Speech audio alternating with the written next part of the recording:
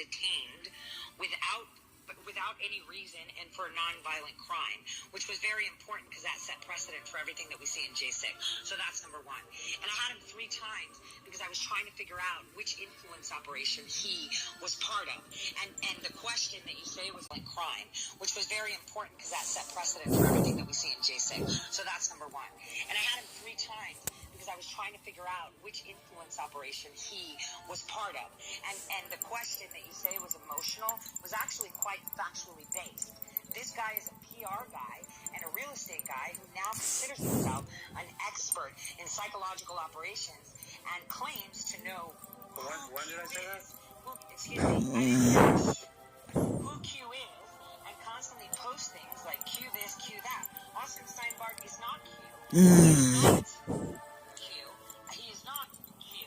Q is actually a digital mind control psyop